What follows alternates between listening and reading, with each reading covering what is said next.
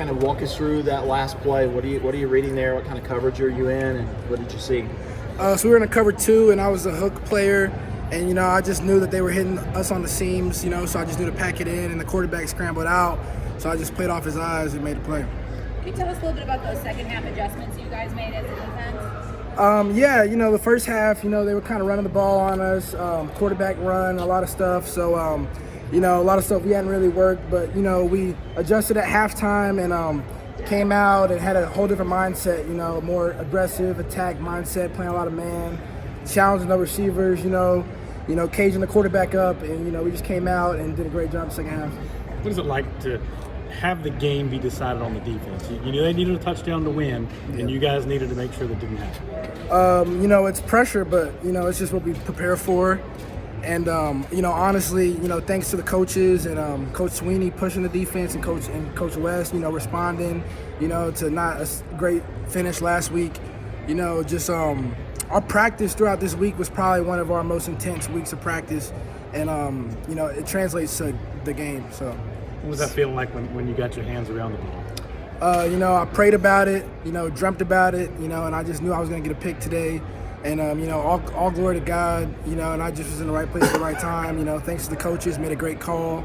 And, pass rush got there, and he had to make a bad decision. So. Ask Kate about the magnitude of this win for you guys, ACC record. You mentioned the guys that have come before you. Dabo made a big deal about this all week. What did it mean to solidify this win here? It means everything. It means everything to us. It means everything to the guys who came before us. We had some former players at practice this week, and, they were just telling us, you could just hear the passion in their voices.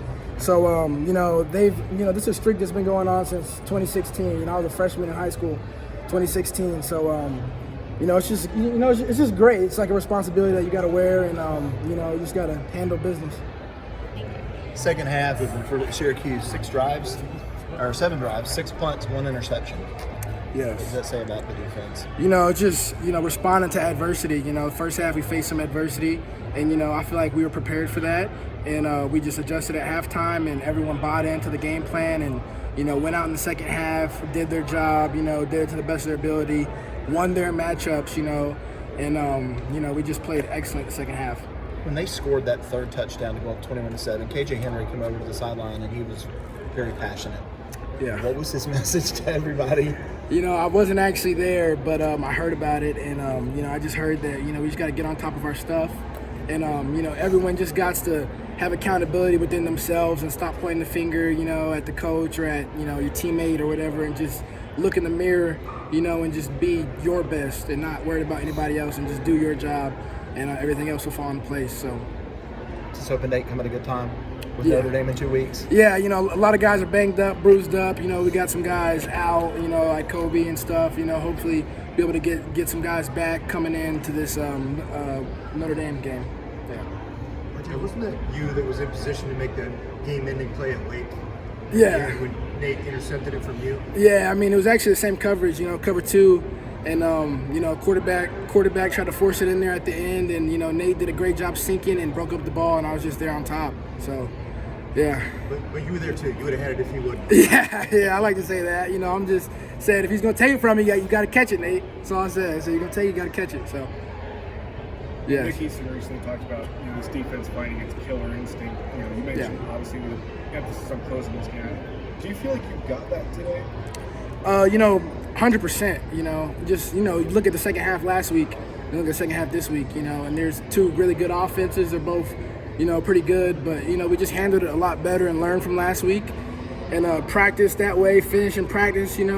So we came out in the game, made adjustments second half, and just really had a deep talk with the defense during halftime, and we just came out and played with that edge and that killer instinct to put them away in the second half, and they weren't going to score the whole second half.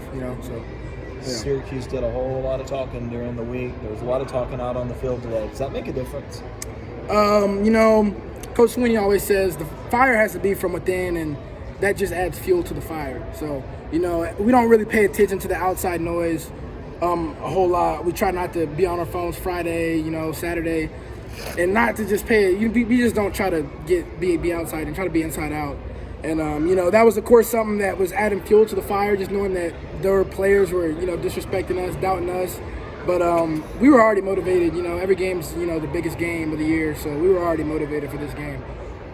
This year for you, obviously taking on a big role, where do you think the growth's come most for you personally? For me personally, just growing in my confidence. You know, last season, you know, I only started 2 games. I kind of was like a package situation guy last season, so wasn't really too confident. But, you know, I knew I could do it. But this year, you know, just having to play, you know, a lot more than I played last year, and just growing and knowing that I can do it and making those plays just builds confidence in myself. So, you know, I'm definitely a way more